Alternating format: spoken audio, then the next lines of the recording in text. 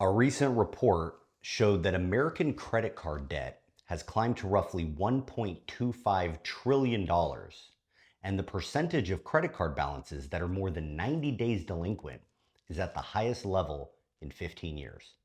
We look at what is happening with rates this week. And I also want to dig into why some condos are not financeable. My name is Mark. Welcome to the Gentleman Broker Mortgage Brief.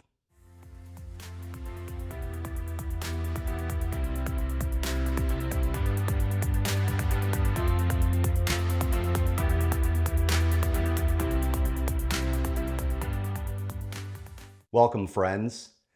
So right now I want you to think about the credit cards in your wallet or purse. And I want you to try to add up how much you owe on those cards. If you're the kind of person that puts everything on your credit cards and pays it off each month, this isn't for you. You are a slim margin of the population right now. Right now, Americans are sitting on $1.25 trillion in credit card debt. The Wall Street Journal indicates this is the highest amount in 15 years. But this isn't really a story about credit cards. It's a story about affordability. Americans are spending more on necessities like housing, food, insurance, gas, utilities, healthcare. When budgets get tight, credit cards often become the pressure release valve. Eventually, some consumers fall behind. Roughly 111 million Americans are carrying credit card balances they cannot pay off each month.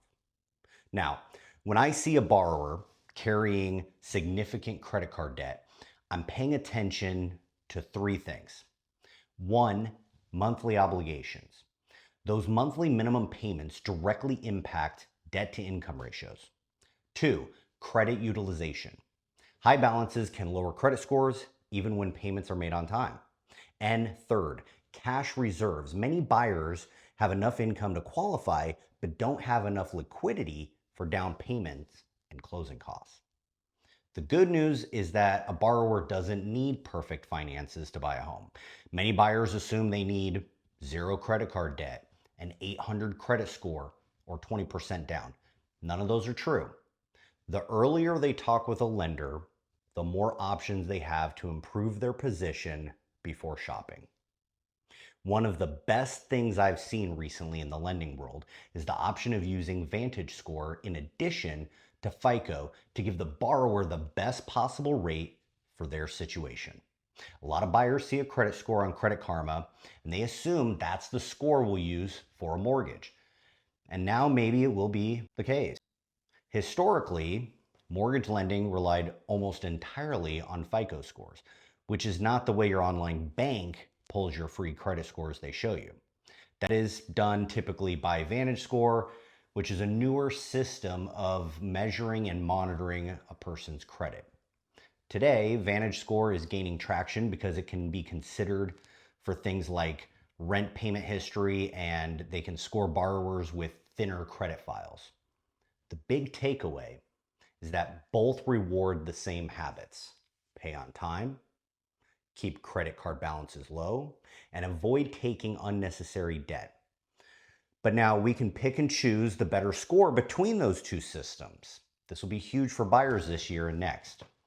If you're a buyer and wanting to know your options, you have questions about home affordability and need some guidance, you can reach out to me at thegentlemanbroker.com.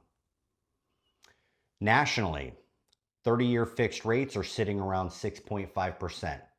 While that's higher than many buyers would like, it's still below where rates were this time last year. And we're continuing to see sellers offer concessions and rate buydowns to help bridge the affordability gap. As people look at their options and what they can afford, condos start to make more and more sense. But did you know there are a lot of condos that actually can't get financing, at least not conventional or by FHA?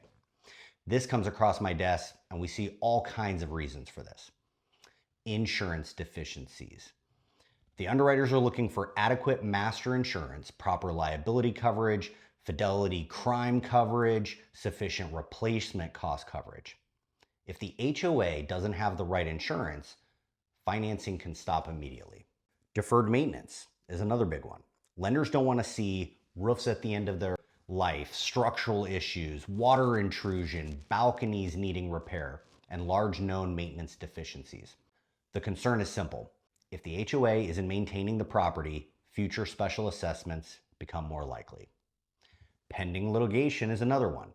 If the HOA is involved in a major lawsuit, many lenders get nervous.